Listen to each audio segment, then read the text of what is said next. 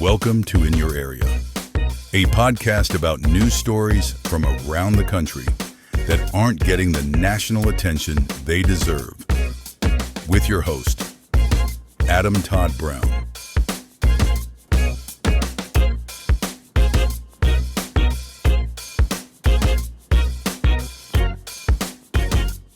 Hey everybody, welcome to In Your Area, a podcast about local news stories from around the country that aren't getting the attention they deserve. That's mostly what we're going to talk about today. I'm your host, Adam Todd Brown, who is here joining me as guest co-host. It's me, Jen, and it's such a weird day. Can we acknowledge that it's such a weird day, even though this isn't coming out when it's happening? Here's what's going on. Me and Jen are recording this about a week in advance.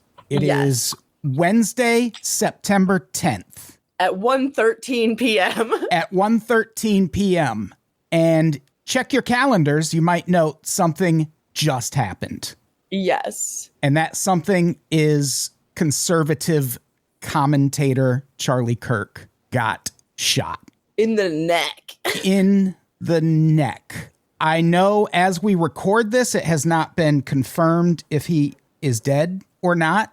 But he's dead. Me and Jen have both seen the up-close video, which we do not recommend and hopefully is off the internet by now. Yeah, do not seek it out. I would be shocked if he didn't die instantly. Oh, same. And any efforts in the hospital, God bless them, but I just don't think that you can't put blood back in. Yeah, I don't know. It was so much blood. It was bad. It's not a pleasant watch. And what's crazy is we pushed this an hour and we would have just been recording during it happening and not known if we had recorded on time. What a fucking turn of events. My whole stance on it, I don't support gun violence in any capacity. I didn't talk about Charlie Kirk while he was alive, so I'm not going to waste energy talking about him while he's dead. I don't doubt that there's going to be blowback against people on the left over it. There's probably going to be more violence. And then, I don't know. We'll see, though, because I feel like every single time something big with gun violence happens, we all think that something else will happen. And then we kind of all forget within 48 hours. Yeah. Well, I think this could be different because political violence tends to beget political violence. Trump got shot and it barely mattered. Yeah, that's true. And he is the dude. Yeah. He didn't die, though. So there's that difference. Oh, that's true. Like when they do announce that Charlie's dead, which I think is going to happen in the next half hour, we'll see what happens. Yeah. All right. Should we get to our first story? This was going to be, not an upbeat episode, but there's not. No, it seemed like you were trying your best to have nice stories. Yeah. Or at least, a little less traumatic stories. But then America has to go and do violence every day. Yeah. And now things are tense. But we already talked about it on the Monday show, or maybe we didn't. Who knows? Here we go. First story. This episode is going to be kind of a whole bunch of lawsuits. We love the law. It's a very law and order episode of In Your Area. Maybe, bum, bum. Yeah, maybe we'll even call it that. Be real clever. Law and order. Bum, bum. I love that sound. Now let's talk about some lawsuits. Up first, the state of Hawaii is being sued by the cruise ship industry over a new law that taxes tourism. I think I'm in favor of this, but let's go on. Hawaii Governor Josh Green signed legislation in May that raises tax revenue as a means of fighting the climate problems that are worsened by tourism. So it raises rates on hotel rooms, vacation rental stays, and imposes an 11% tax on the gross fares paid by a cruise ship's passenger. It's expected to generate as much as $100 million annually. This is the kind of thing people only get mad about because they're like, the cost of my cruise is going to go up. Fuck your cruise. Yeah. If you can afford a cruise, you can afford it to be a little bit more. Fuck you. That is almost exactly what I was going to say, which is if the increase this causes in your cruise price makes it so you can't afford the cruise anymore, you couldn't afford the cruise before. Yeah, you shouldn't have gone in the first place. Yeah. If you're like counting pennies to go on a cruise and now the pennies are a little bit more, you shouldn't have done it. Yeah. There are alternative vacation ideas that don't involve very expensive cruises to Hawaii. Big boat. You ever been on one? I don't know, and I don't see the appeal. Oh, I really want to go on one. Damn, should we go on a cruise? Yes. That would be really funny. Me and my wife have been talking about doing an Alaska cruise. That would be easy. You guys should go, and I will go like in the back of the boat. I mean, you can fucking come. Let's go. Yeah, maybe I'll convince one of my fake boyfriends to come with me. I've never been on one. There is a cruise ship that is also an apartment complex. And for $200,000 a year, you just live on a cruise ship and it just goes all around the world. I would fucking love that.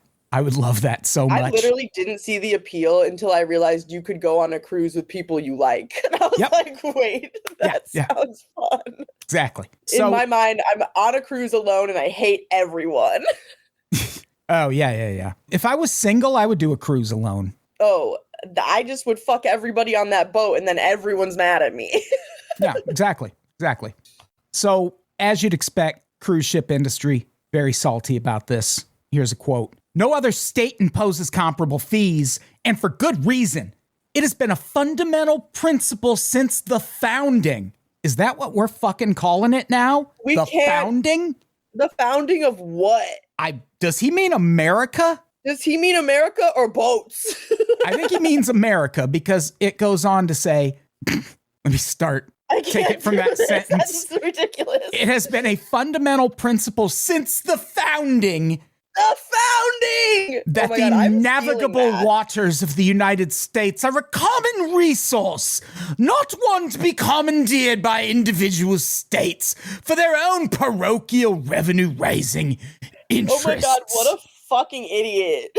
That is an attorney representing the Cruise Lines Association. And it's like, fucking whatever, bitch. This is a objectively good thing.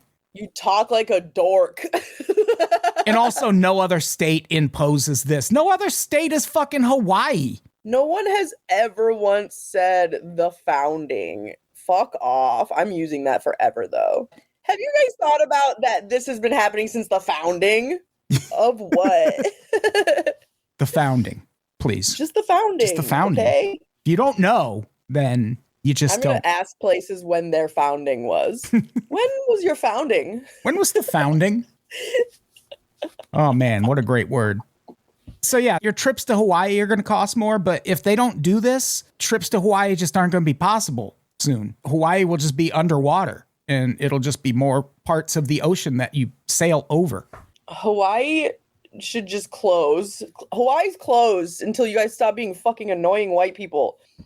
Yeah, people who are mad about this, do they even realize one of the biggest towns in Hawaii got burned to the fucking ground because of climate change, essentially? And that happened a year or two ago? Wasn't that long ago? Maybe 3 years? Why don't I remember this? You don't remember the Maui fire? Maybe I was busy being an idiot. Took out the historic town of Lahaina. Mick Fleetwood from Fleetwood Mac used to have a restaurant in Hawaii. That burned down during that fire. Damn, 2 years after the deadliest American wildfire in more than a century reduced much of the historic Hawaiian town of Lahaina to ash, the community in Maui continues its slow journey towards recovery. And that was from the 15th of August. Yeah, it was really fucking bad. Killed more than 100 people. What the fuck was I doing? And it was a wildfire that was sparked by a drought and then spread by way of hurricane winds. That's all climate change, people. That sounds correct. Yeah. This is a quote from Susan Fazekis, a Maui-based tour guide and travel company owner. This isn't just a surcharge. Visitors come here for the natural beauty, the waterfalls, reefs, and rainforest trails. But those very resources are under strain. Asking them to contribute to the care of these places is not a burden. It's a chance to be part of their preservation. It's also a way to honor the kuleana we all share in protecting Hawaii's future. I don't think I need to tell anyone kuleana means shared responsibility. So this woman's livelihood could be negatively impacted by this. And she's still like, fuck it, dog. We need it. We got to do it. Yeah. Also, what makes me super fucking annoyed is that I would love to go to Hawaii. I feel Like, it would actually be too gross for me to go to Hawaii as a white person. I just don't want to contribute to that. Yeah, we shouldn't have Hawaii, right? Like, it shouldn't be a state. It should be a fucking country. No, I don't want to go out of respect for Hawaii. They don't need another white bitch there, like, at all. Yeah. But I would love to see Hawaii, but no, why does everyone ruin everything? That is the perfect question to ask in most situations. Yeah, even travelers seem to not give a shit about this. According to a 2024 report from Booking.com, 75% of global travelers said they wanted to travel more sustainably in the year ahead. And a separate 2023 study found that nearly 80% of visitors were willing to pay at least 10% more for sustainable travel options. Why haven't we made better stuff? Why are cars, planes, cruise ships still what they've been? Why are we still fucking using oil? I don't get it. That is the founding question of one of the biggest conspiracy theories in the world, which is that the government, because of aliens, we have clean energy. We have renewable energy sources. It's just we make so much money off gas and oil. We want to raid the planet enough to make all that money. Wait, where do the aliens come in? The theory is we recovered renewable energy technology from alien ships that have crashed. Oh my God. That part is the only part that makes it stupid. I hate everyone. There's a more extreme version of that also. That's the less extreme version. Yes, because the more extreme is that I believe the aliens are blackmailing them. No, I think it was either Eisenhower or Truman, one of the presidents, made a deal with the aliens to where they would give us all this technology in exchange for them being allowed to kidnap kids and do experiments on them. And that's why all those kids went missing in the 80s. Oh. Here's the thing. Okay. I don't believe every conspiracy theory. No. Also, that just sounds like a scapegoat situation where they were like, oh, we got to find a reason to talk about some other blame for why we stole all these kids to do experiments on them. Yeah, absolutely. It just sounds like they're like, yeah, that's why. Totally, it was aliens. The fuck? All right, let's talk about another lawsuit. Let's. Vietnamese American salon owners are suing the state of California over a labor law that was passed in 2020. Assembly Bill 5, it redefined how companies classify workers. There was a 2018 Supreme Court ruling that asserted that a company called Dynamex Operations West had misclassified delivery drivers as independent contractors to save money. So under this law, workers have to meet 3 conditions to be considered contractors. You have to be working independently, you have to be performing tasks outside the company's core business, and you have to be offering services to other clients. And this law hit Vietnamese salon owners especially hard because 82% of California nail technicians are Vietnamese. 85% of them are women. And on the one hand, there's an argument that nail salons in particular are hurt by this law because it requires them to pay technicians even when they don't have customers. But think about what they're saying there. They're saying, okay, this woman sits in my salon for 8 hours a day, but she's only doing nails for like 4 or 5 of those hours. So why should we be paying her when she's just sitting there? And it's like, because that's how fucking work works. That's jobs. Yeah. You get paid hourly. You get paid to fucking be there no matter what you're doing. Yeah, you're still in a space that is a business. You have to be available to people to give a service. The fuck? Yeah. And I don't doubt that there were companies that were exploiting the independent contractor stuff for their benefit. It's just that I think these salon owners are one of the groups that were exploiting that contract worker law.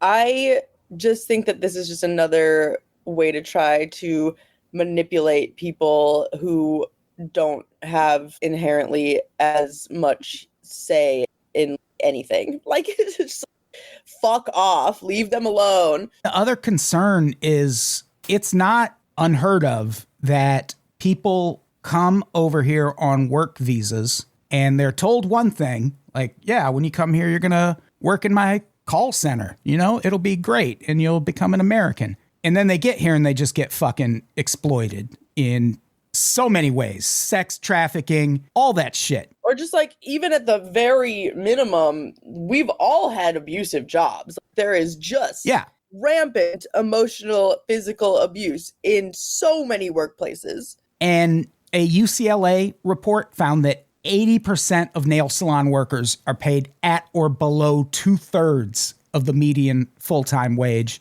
That's more than double the national low wage rate for all workers. And then there's also a bunch of safety concerns. Apparently, the chemicals nail technicians work with cause reproductive issues. This is actually crazy because I was literally doing research last night on harmful beauty products. And I don't know if you're familiar with different types of nails that you can get at nail salons. There's obviously nail polish, whatever, acrylic, and then there's gel, and then there's dip nails.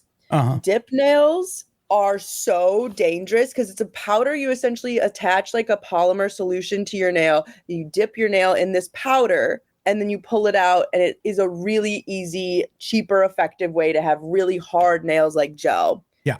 The polymer powder, the way that it works is it creates a really intense chemical bond with the stuff on your nail. So you're really gluing the shit out of your nail. Yeah. But if you inhale that stuff, it gets in your fucking lungs and tries to bond with your lungs, and you get something called dip flu. And it's really fucking bad. Yeah, also don't do dip nails at home. There's a lot of dip nail kits at home.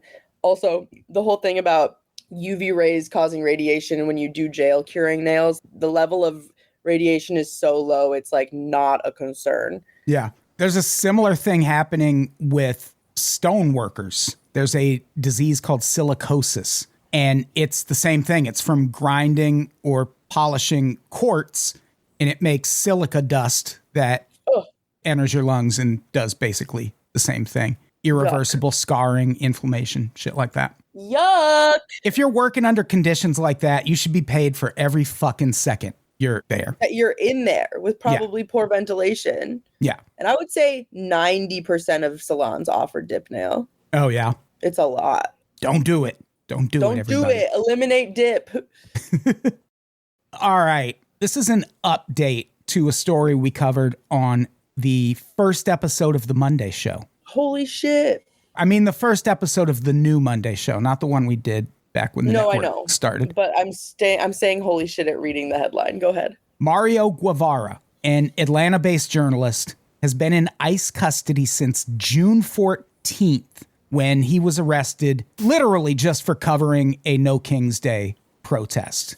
At the time of his arrest, he was live streaming to more than 1 million followers. He's a Salvadoran immigrant who's been in the U.S. for more than 20 years, no criminal history. He has a work permit. His 2 children are U.S. citizens. The oldest of them has sponsored Guevara's green card application. So he's, again, not a thug or criminal or whatever these fucking right-wingers think Trump is out here rounding up. It's not that. After he was initially arrested, prosecutors dropped the charges against him almost immediately because he was basically arrested for standing in the street. He was arrested for obstruction, which is you're standing somewhere blocking something. But when they dropped the charges, the sheriff's office in nearby Gwinnett County got involved. They were salty because Guevara had live streamed a prostitution arrest the month prior, so they filed misdemeanor traffic charges so they could keep him in custody.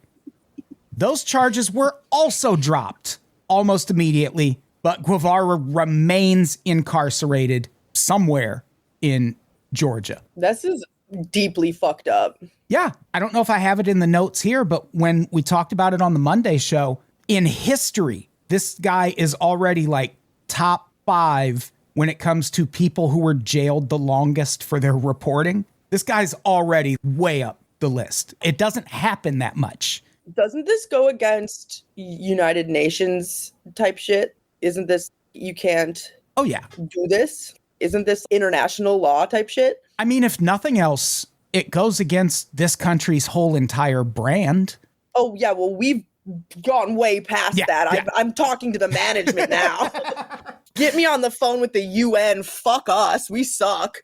Free speech has been dead for so long. You and I barely are anyone, and we live in fear. Yeah. Fuck off. This is a deeply disturbing story, and he had left El Salvador, I guess, for his work as a journalist as well, and thought that he was going to be in a free journalism space. Yes. And he is, on paper, legally here. Yeah. There's no reason to deport this guy. He's got no criminal history. He didn't come to the country illegally. They're just trying to silence him is the point. They are mad that he is in their area, has this massive following, and uses that following to broadcast police misdeeds. And so now ICE has stepped in and they're just like holding this guy. And no one knows when he's ever getting out.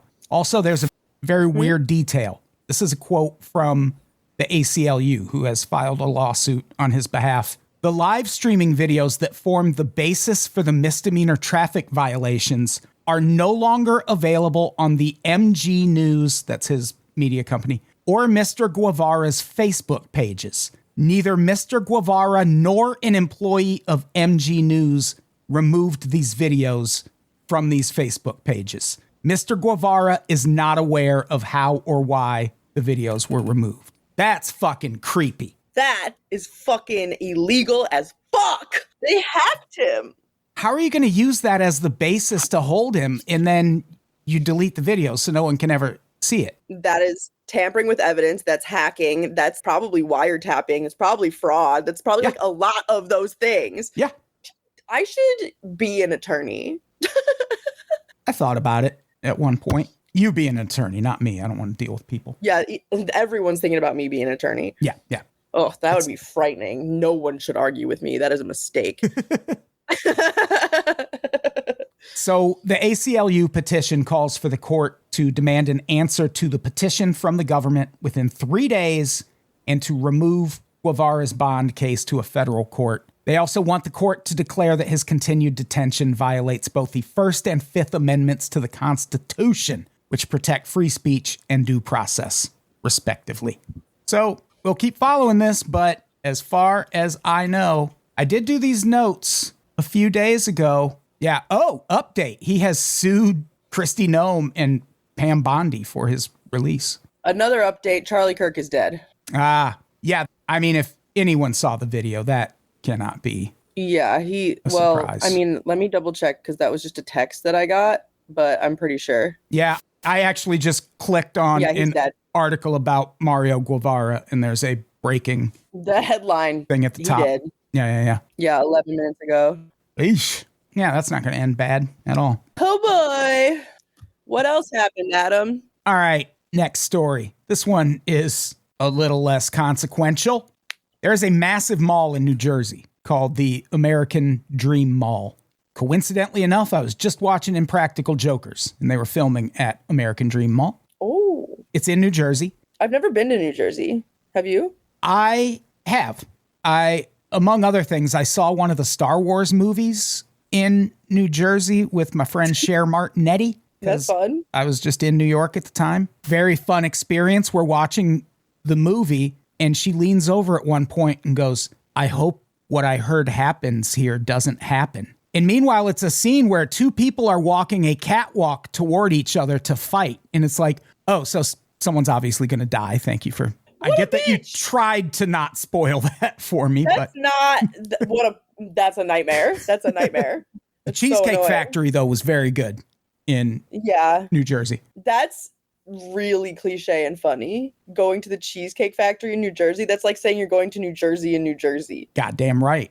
I fuck with the Cheesecake Factory, but mostly I'm not saying anything. I think I've never been to New Jersey. I think I would clean up in New Jersey. Yeah, I mean, it's a lot of people who live in New York actually live in New Jersey because it's just cheaper. Right. And you can get to and from each place pretty easy. So anyways, New Jersey, the mall. This mall, it's big enough that it includes an indoor ski slope, artificial waves for surfing, and roller coasters. So it's like the Mall of America, basically. Oh. Which fucking rips if you've never been there. I've never been there. And on Sundays at the American Dream Mall, you can do all of those things that I just mentioned. What you can't do is buy clothes. What? The American Dream Mall is located in East Rutherford, New Jersey, which is in Bergen County, New Jersey. Bergen County, and I have been here, has for the longest time had something in place called blue laws that prohibit the sale of non-essential items like clothes, appliances, and furniture on Sundays. And these laws, they date back centuries in New Jersey. Because it's like God shit? That's the thing. It initially was, and because of that, they've been abolished almost everywhere. But Bergen County is home to a city called Paramus, New Jersey, Paramus, something like that, which is essentially what happens when a mall becomes a whole entire city. Paramus, I should have looked up how to pronounce it. I'm sorry. I mean, it's fine. You'll live. Paramus, New Jersey. It's just a shopping hub. So voters in that area for years and years and years, anytime someone tries to suggest repealing these blue laws, they're like, nah, we like having a day where there aren't throngs and throngs of shoppers here. Yeah. So good for them. If that's how that local community wants to handle it, fine. As long as it's voters and not politicians being like, no, we all love Jesus too much. I looked up the pronunciation and it's debated, but the immediate search says it's pronounced, which I think like probably is very New Jersey way of saying it. They don't even pronounce the first A. They just say Pramus. Okay, well, I'm not going to do that. And then people are saying on Reddit that it's shifting and that people are saying it more like Paramus or like Paramus. So it sounds like we just get to decide how we want to say it. It sounds like they don't fucking know anything about anything there. Yeah, I'm going to call it P-Town. I'm going to call it fucking can't buy a goddamn anything on Sunday place. What if you need pants for work tomorrow? You're fucked. You got to go cross the river to New York. Or, I mean, you could drive to any other county in New Jersey, I suppose. But what American Dream Mall, here's what I think is happening. The American Dream Mall is attached to MetLife Stadium, where the New York Giants and the New York Jets both play. This place sounds like if you just picked up the MGM in Las Vegas and put it in New Jersey and that was a town. Kinda, yeah. But MetLife Stadium, being a football stadium, it's going to be the most busy on Sundays. And they have a fucking mall right next to it where on Sundays you're probably going to want to sell what? Team merch? Whoa. Yeah. T-shirts, sweatshirts, hats. Under New Jersey law in that county, you can't. Which makes me wonder how there must be an exception carved in for like merch booths at a football game. Because you could always buy that shit inside the stadium. I just wrote a whole movie in my mind where I'm still in the scenario that you need pants for work tomorrow. And the loophole is that you have to go to the NFL game and buy pants that are NFL merch. Yeah. Come back with some New York Jets Zubas. So the plan for American Dream Mall when it opened in 2019 was for retail stores to close on Sundays in accordance with these blue laws. And there's all these officials who are like, they assured us they were going to not operate on Sundays. Here is a quote. They broke that promise. Their decision to operate retail on Sundays not only violates state statute, it gives them an unfair advantage over every other business in Bergen County that is following the law. I do think that's a decent point. Yeah. Because if no one else can sell fucking Giants jerseys on Sundays Why can they? in that county, why should they be able to? And yeah, fuck it. Kick it up to the stadium too. You can only buy jerseys at the stadium on Monday night games, Thursday night games, stuff like that. Yeah, also just keep it moving. I kind of liked it once I realized the stadium was attached to the mall. Because imagine if it wasn't, if the law didn't exist, and how fucking horrible it would be to work at that mall on a Sunday. Yeah, exactly. Nightmare. I've worked in many a mall. Probably still a nightmare as long as you just don't work somewhere that doesn't sell non-essential stuff. I wonder what kind of essentials you can still... That's probably worse. Yeah. What about So is food an essential? So is the Wetzel pretzels just fucking insane? Yeah, stuff like food, gas, medication. They only hire the best of the best at my Wetzel's pretzels because it's insane because nothing else is open.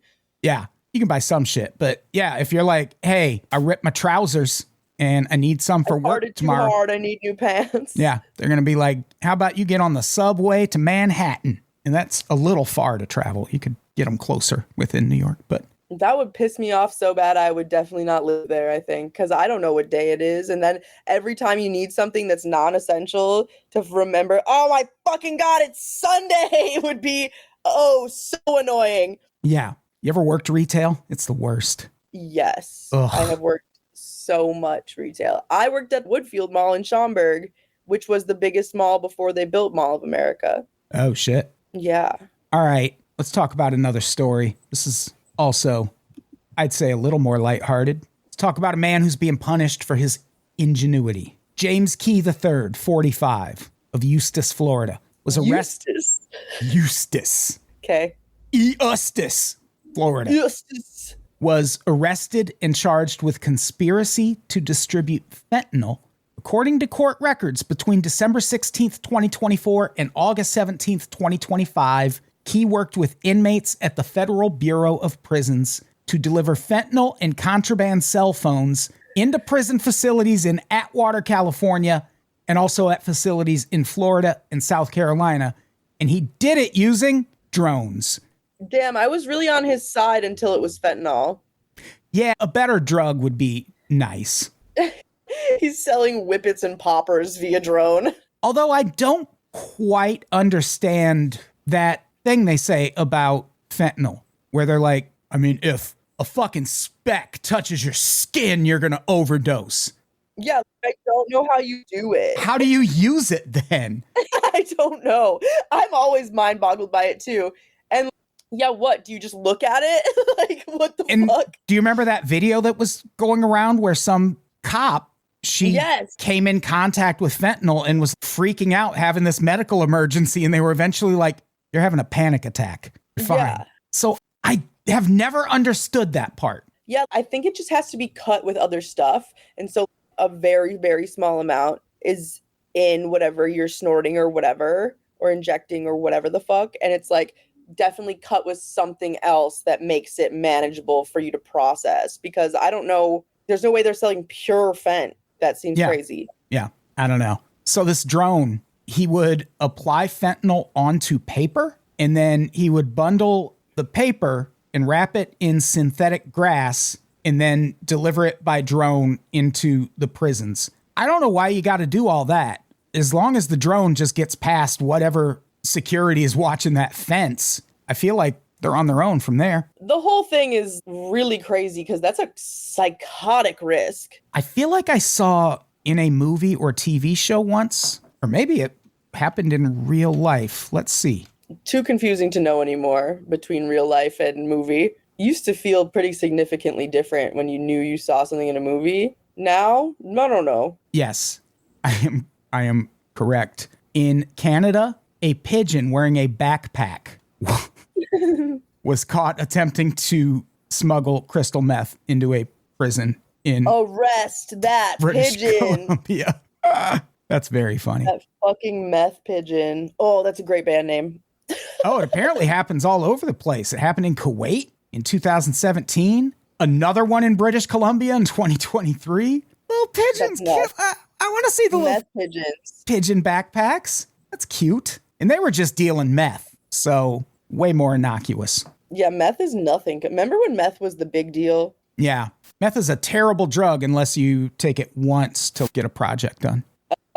Meth is a terrible drug, except for like half of America is fucking prescribed it. Yeah, I don't know that meth would do that much for me because I take fucking stimulants prescribed by doctors all the fucking time. Yeah. So I don't know. It might just mellow me out. Yeah. Wait, are you also prescribed Adderall? Not anymore. Right now, I'm just doing Wellbutrin. Wellbutrin is definitely a stimmy as fuck. Yeah, but it's not quite the same. It's not as addictive. It's not as addictive, and you don't have to jump through all the hoops to get it as you do with... I loved Wellbutrin. I was sad when it stopped working for me. Yeah, I just kicked it up to 300 because I stopped taking it. Somebody on 450. Damn. And that's the highest they'll go. Yeah, I stopped taking it for a bunch of years. And then at one point I was like, I need to start taking that again. Yeah, when your brain starts being completely out of dopamine, it's like, well, probably should come back. Yeah, I couldn't focus on shit. Yeah. I fucking love Wellbutrin. Oof.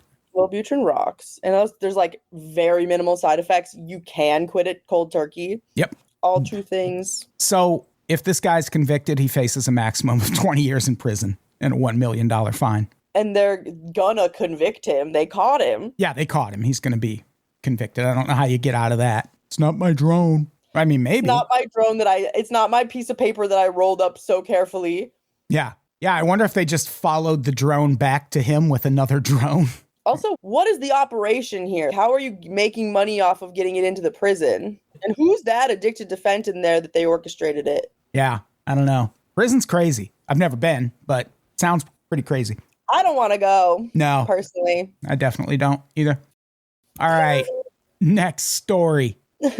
If anyone out there thinks the Trump stans have forgotten about the Epstein files, maybe they have by the time this episode goes up. Oh, yeah. Who fucking knows now? Yeah. But South Dakota State Representative Brandy Schaefbauer, what a South Dakota ass name, a Republican who represents the city of Aberdeen, thinks something big is going to happen if the files aren't released. On a podcast appearance where she also talked about the resolution she introduced that called on the government to file a lawsuit against China over COVID and said Anthony Fauci should be put on death row for killing millions and millions of people. She also dropped this gem regarding the Epstein files. There is going to be, I believe, a revolt of the American people because we have all been promised that something is going to happen. And we get this little, give us this little nugget, and then it's a pacifier for us. Well, no. I think the way things are going, people are so upset and they have nothing else to lose. So why not? Let's just start, a civil war again. End quote. While I do appreciate that for once, Trump supporters are saying they want a civil war because of Trump. They're like, give us the files. Give us the files. They're crazy. Well, speaking of crazy, what the fuck does people are so upset and they have nothing else to lose? You have so much to lose if a civil fucking war starts. Infinite lose. Infinite loss. In fact, if you're one of these people who's like, oh, let's start a civil war over the Epstein files, you are going to regret it instantly. Do we think that the Civil War has started, personally? I think we're in a cold civil war, if nothing else. Well, we be pretty shooty. Yeah, but not like not in a let's have a battle way. We're not doing Pokemon battles like old school style. Yeah, let's fight for control of Philadelphia kind of way. We're not Wouldn't there that yet. feel cliche if we really did revert to that? It would feel so weird. Revert to like battles. But also protests have just been turning into that. Protests I worry about because those people at some point, that's going to be a fucking roundup too. Yeah. But the thing about civil war, one, I've said a bunch of times, I think this government wants it. I think they want a reason to round a bunch of people up and send them away forever so Republicans win every election from here on out. But I think what could literally cause it sooner than we think is Trump sending National Guard troops from other states into states that don't want the National Guard deployed there. Let's talk about what's going to happen in Chicago now that they're trying to do that. So what happens if J.B. Pritzker is like, all right, Illinois National Guard, I need you to keep that National Guard out of Illinois. That's a civil war. Yeah. P.S. Them invading Chicago couldn't care less, by the way. I've talked to people who don't even know it's happening. They do not care at all. I told one of my friends, hey, look, the feds are coming. So when you're out doing fucking hood rat shit, can you cover your face? At least just cover your face. Yeah. And his response was, yeah, I guess. But if anything gets crazy, I will probably be at work. And I was like, amazing. Yeah, I read an article in the Chicago Sun-Times recently. It was interviews with a bunch of people who live in a neighborhood called O Block. which was made popular by rappers Chief Keef and King Von, thought to be one of the most dangerous neighborhoods in the country. Yeah. And everyone they interviewed was like, shit's getting better. It used to be pretty wild, but it's better now. We don't need the National Guard here. Yeah, chill. If they don't want the National Guard, Chicago doesn't need the fucking National Guard. Chicago does not care. No. I mean, they care. Well, they're gonna govern themselves whether you guys show up or like fuck off. All right, let's talk about this next story. There are some residents of the city of Virginia Beach, Virginia, who have a little bit of a problem on their hands, but also I would argue, kind of appropriate problem. People living near one particular park in town have been complaining for years about a foul stench that smells like human waste. Oh no. It apparently started in 2017 after the city dredged the area following a hurricane. Ever since, along with the stench, nearby Thalia Creek often appears to have an oily sheen and a white substance. Constantly bubbles up from the bottom, but sometimes it's brown. Residents report that wildlife stopped coming around when the stench started, that the smell sometimes gets into homes, even when windows are closed, and literally the only reason this story is in these notes. I call this an appropriate situation because the name of the park where the smell is coming from, Mount Trashmore. Yeah, it's going to stink eventually. It's called Mount Trashmore for a reason. Thoughts are spells. Thoughts are conscious. There's probably old-timey garbage down there. You all did this. Yep. You could have named it Pooville, too. These are a couple quotes from residents. I don't think it's natural. We see some things floating around in there, too. We can smell it up through our drains when it rains a whole lot. We can't even open our windows on a nice day, and we can't even sit out and use our patio. We haven't used it since the fall. That would suck. We haven't used it since the founding. I remember where I grew up, Peoria, Illinois, there was a corn processing plant, Archer Daniels Midland, I think it was called. That wasn't even, I mean, it was in Peoria, but it was like way, way out there. And on mornings when that fucking thing was active, it smelled so bad. I can't even describe. Imagine corn that didn't shower for a couple weeks. It probably smelled like Jonathan Davis. I bet that's what the band Korn sounds like. And I fucking love Korn, but they don't strike me as a frequently showering bunch, if only because of all the mental health issues that run rampant in that band. I hate when I have mental health. Yeah, it's the worst. Yeah, I remember in that one area in Chicago, they would make, I don't remember, I think it was Cocoa Crisp, and it would just smell like burning chocolate all day. Is that bad? It wasn't great. At first it smelled okay, and then you're like, wait, now it smells like it's burning, and that's not fun. Cooking chocolate, sure. Burning chocolate, I don't know. I love Cocoa Crisps. Such a good cereal. I think it was Cocoa Crisp. I want to say it was. But there's also this one place in Northern California that I drove through last year when I was going to Burning Man. And I went to a Walmart there, and I got out of the car in the Walmart parking lot, and I was like, oh, this is too close to that horrible cow farm. It smells like fucking shit, poop, dick here. This is Pooville. I'm not buying any food from the Walmart at Pooville. No, of course not. No. So a local news outlet reached out to officials about this situation and got this response. We have received most of the testing results for the private pond. We are waiting for results from 3 other tests.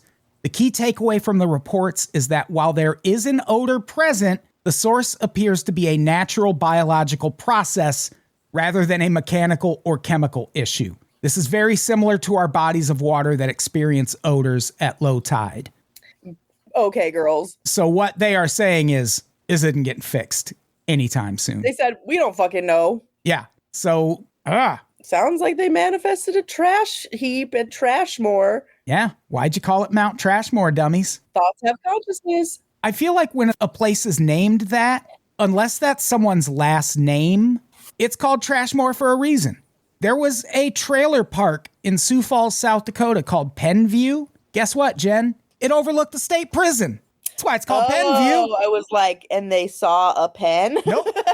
It overlooks the state prison, so it's called Penview. Yeah. I bet Mount Trashmore is called Mount Trashmore for a fucking reason.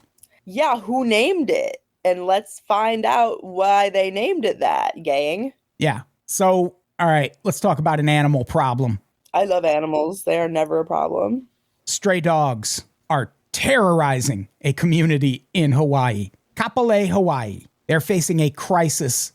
Packs of loose dogs, apparently coming from homeless encampments, have taken to hunting and attacking small animals in the town. And here's the thing. Whenever I hear a problem and then it's tied to homeless encampments, I kind of tune out with the rest of this stuff, because the answer is address the reason there's homeless encampments.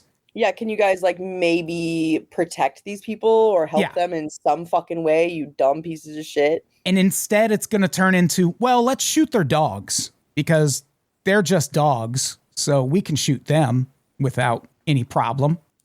That's bad, because Hawaii does so much culturally, historically, celebration of nature and all things that are living. So that's bad. That'll be bad. Yeah. And I mean, they're not shooting dogs yet, but the concern is that they could eventually turn their attention away from small animals, which is what they've been attacking so far. And instead, they will focus their attention on keiki or kupuna. I don't think I need to tell anyone that means children and seniors. I didn't know that. I didn't either. Mikiala Lidstone. That's a cool first name. Mikiala? Mikiala. That sounds cute. And Lidstone? She's got a cool name altogether. She works at a children's learning center in town and said this: "It's scary to think that they may be playing outside and a pack of 8 dogs might, come at any time." End quote. I would agree with that, but also maybe homeless people and unhoused people should have packs of dogs that attack people that come near them. I don't know. Yeah, maybe they need packs of wild dogs for protection. I fucking hate people. I love dogs. Yeah, that's the thing. I don't want any solution to this that involves, all right, well, we got to start killing dogs, because what you going to kill next to deal with the problems coming from homeless encampments? Is it going to be homeless people? I'm tired of people's human rights getting violated so deeply that then there's further animal abuse and then there's just more human rights violations. It's such an obvious cycle. So yeah, save the dogs. Ride a cowboy. Don't shoot the homeless people either, please. And, deal with this problem the right way. It's not the fucking dog's fault. Dogs are being dogs. Dogs are good. All right, let's talk about dogs of a different kind. A little naughtier dog. For time eternal, farm owners have struggled to keep wolves from attacking their livestock. They got a little bit of relief when gray wolves were hunted to near extinction in the first half of the 20th century. But then the libs did what they do best and got all in their feelings about the situation and decided gray wolves deserved protection as an endangered species. Since then, they've been reintroduced in Idaho, at Yellowstone National Park, in the mid-90s, and they have since proliferated to the point that one population in the Northern Rockies was actually taken off the endangered species list. And now there's hundreds of them in Oregon and Washington, dozens in Northern California, thousands in the Great Lakes region. I didn't know that. So now farmers and ranchers are on the defensive again. Things that have been tried in the past to keep wolves away from their livestock. Electrified fencing. Wolf alarms. Fuck is that? Guard dogs, what kind of guard dog are you sending after a pack of wolves? That's going to have to be a very imposing dog, I would think. And horseback patrols, trapping, and relocating also. But when this all fails, states usually just start killing wolves. Boo! Let them live. So now biologists working near the California-Oregon border are trying something new. Drones. But not just regular drones. These are drones that are outfitted with a loudspeaker and play heavy metal music and clips from especially annoying movies like Marriage Story with Adam Driver and Scarlett Johansson. I never saw that. Did you see it? Yeah, it was obnoxious. I did not like it. Why? Is it like just two people yelling at each other? That's what I gathered. Kinda. And I was just like, fucking break up. Ugh. End it. Yeah, get out of this. I love this quote from the article about it. A preliminary study released in 2022 demonstrated that adding human voices through a loudspeaker rigged onto a drone can freak them out. I feel like science didn't say freak them out. I feel like that is not a quote from science. That's just a quote from the article. But whatever the case, it seems like it's working. Mary Rickert, a cattle ranch owner, here's a quote. I'm very appreciative of what they did, but I don't think it's a long-term solution. What I'm afraid of is that after some period of time, that all of a sudden they go, wow, this isn't going to hurt me. It just makes a lot of noise. And she's right, actually. There is a wolf expert interviewed in this Associated Press article that we'll link to that says wolves are scared of novel things. So things they're unfamiliar with, things they're just seeing for the first time. But novel is the important word there, because if they see the same thing all the time and it's not hurting them, eventually they're just like, well, that's not going to hurt me. I'm going to go eat your fucking chickens. Yeah. One of the examples they give is in Europe, herders and wolf hunters for a long time have used clotheslines that have this flappity white cloth hung from them. And the sound of that cloth blowing in the wind is supposed to scare the wolves. And it did for a long time. But wolves have since adapted to be like, I know that trick. I'm going to come eat your chickens. Dogs are smart. Wolves are smart. Yeah, that's probably what will happen with this too. How would you feel being Scarlett Johansson and Adam Driver? And they're like, hey, your movie's so annoying it scares wolves away. I feel like I'm still really rich and it doesn't matter. Yeah, probably that. Also, I wanted it to be clips from any Scarlett Johansson movie. Yeah, Black Widow, something like that. Yeah, that would scare me as a wolf. I'd be like, this acting's horrible. Yeah, I imagine Metallica probably has a similar stance because their music, whenever the government needs to annoy someone, it seems like their go-to Metallica is our like the most mainstream. Yeah. Voice. Oh, we're going to play Enter Sandman. It's like, do you understand what kind of a pop music banger Enter Sandman is? Anytime Scarlett Johansson's on screen, my brain immediately is taken out because I'm just like, there she is, Scarlett Johansson being Scarlett Johansson and not anything else. And this is a movie I'm watching and now I don't care anymore. Well, now I'm picturing Manuel Noriega playing air guitar to Enter Sandman while he was That's cool. holed up in, where was he at? Panama? Something like that? I don't remember. I'm rooting for the wolves. I'm on the wolves side. I hope the wolves eat all the drones, not eat, but ruin them, like chomp them out of the air and spit them out. I'm rooting for the wolves against us. Yes, I hope the wolves take over Earth. And here's the thing. People are not thinking about that part enough. That wolves should take over Earth? Well, no, not that. But a thing you're seeing in India a lot is because of climate change, global warming. Humans bad. Cities expanding out into areas where animals used to live. What's happening is tigers are showing up in villages in India and just eating motherfuckers in their sleep. Team Tiger. Yeah. Well, I mean, that's what climate change is going to be. Eventually, it's going to be animals fucking eating people. And that's the apocalypse I want. I also want that. I want that desperately. I want the animal uprising. Me too. Oh my God. If big cats took over the world and wolves, I would be hyped. I mean, the thing I was thinking was, what if polar bears are like, all right, I guess there's no food up here. Okay, first season of Lost. Yeah. I guess we're heading to Winnipeg. Let's do it. I would love a bear takeover. Oh my God. They're so cute. It would be so funny. And they can open doors, so they're not that far away from driving cars. Yeah. Crows are like, Crows are fucking scary. crows are going to be the first animal that figures out how to use guns. Crows are octopus. I bet you if you gave a crow a gun, it could figure it out. Yeah. Octopus too. Octopus definitely could figure out a gun. You hand a shotgun to an Oh octopus, my God, you're getting Octopus shot. Gun, another great band name. So many great band names. Yeah. Meth Pigeon, Octopus Gun. All right. I think that is our episode. We did it. Jen, thank you so much for doing Thank the pod. you. As always, what do we have to plug before we get out of here? I quit Substack because they heart Nazis. I And didn't know that. I am back to writing regularly at adamtoddbrown.beehive.com. That is BEEHIIV.com. Who the fuck is Beehive? Who made that? It's been around for a while. It's mostly run by bees. Okay, I'm pro it. Bee global takeover would be so scary. Oh, yeah. I have at least 2 new articles up right now by the time this episode goes up. One about all the reasons why Trump will never be the Nayib Bukele of America like he wants to be. Who's that? The president of El Salvador, who is going to be their president for the next 60 fucking years. No! Yeah. He calls himself the world's coolest dictator. Oh, that guy.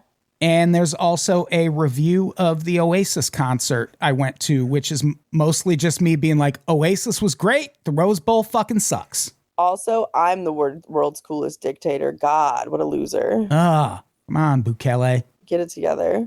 And so go check all that out. That's all Read I got. Adam's words. Jen, what do you got? I am going to be doing my hour show about overthrowing the government called Chat at Elysian on the 27th of September. And that's at 8 o'clock on a Saturday. It will be live streamed on Naked Comedy on Twitch. And then I also got into the New York Comedy Festival with my show, Chat. And so I will be there doing that on November 15th, I want to say. And then I'm also doing the Elysian Nights show in New York Comedy Festival on November 11th. So if you're on the East Coast and want to come to a cool comedy festival that has literally everyone ever in it, please come. And I think that's it. Let's get the fuck out of here. Jen, say goodbye. Goodbye. Goodbye, everybody. We love you.